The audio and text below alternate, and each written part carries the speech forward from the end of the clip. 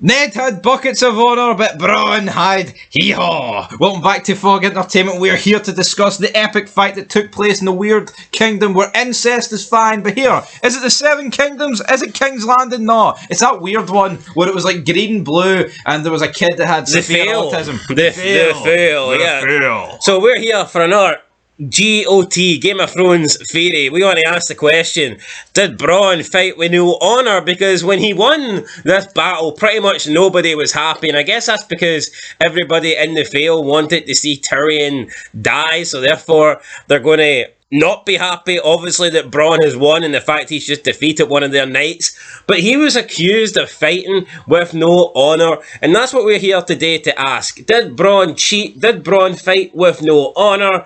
You know what? I'm just going to straight up call this bullshit.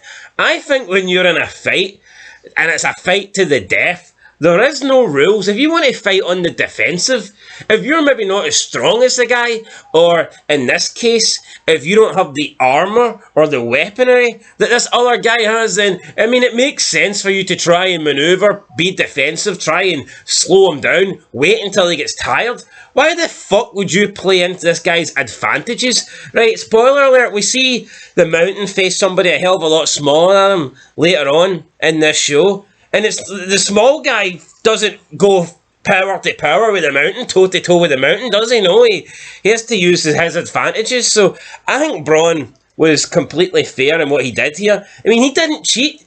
He just basically went defensive, kept deflecting this guy's swords and waited until the guy tired down, then took advantage of it. I mean, if Bronn has better stamina, if Bronn can move better than this guy, then that's that guy. That's Sir Vardis Egan's fault. He was the one that chose the sword. He was the one that wanted to be in armour.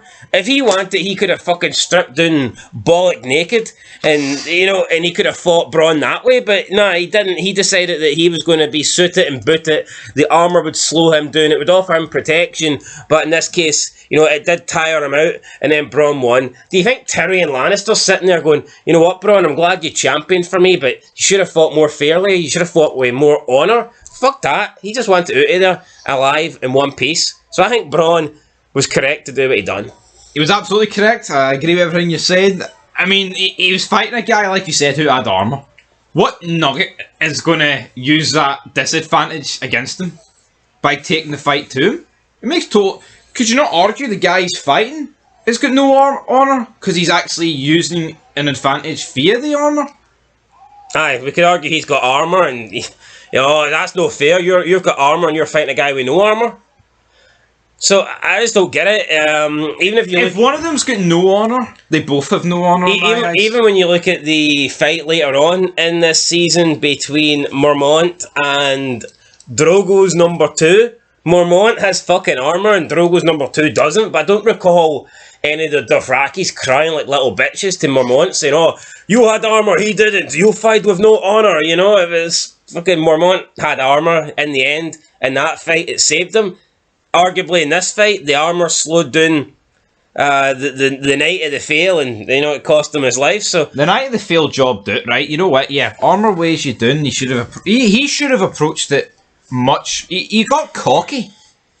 You know, he got a bit naive. He thought he could just... Did he get cocky? I think he did. I think he thought, you know what? Who's this wee guy with a sword? He thought eventually one of my attacks is going to hit him, and it didn't. Big Bronn. Now, I know a lot of the people that read the books weren't happy about this. They said that someone of Bronn's stature should never have been able to defeat Sir Vardis Egan of the Vale because he was a competent knight and he was appointed by Lord Jon Arryn himself. But who cares? Jon Arryn's dead. So now this guy that he appointed knight is also dead. Plus, just because Bronn was a sellsword, just because he's like some random fit, doesn't mean he's not good. See, you don't need to be a big knight to be good. It's funny how these wee nerds think that two jobbers fighting and one of them dies is the end of the world. Yeah, it is. So anyway, guys, that's it. I think that he fought with honour because he decided to stand up and he decided... Look what happens when Ned fights with honour. Aye, fucking loses. This guy fought with a neutral amount of honour. This guy stood up and championed for Tyrion when everyone else there wanted Tyrion to die. So for me, makes sense. I think the guy did fight with honour.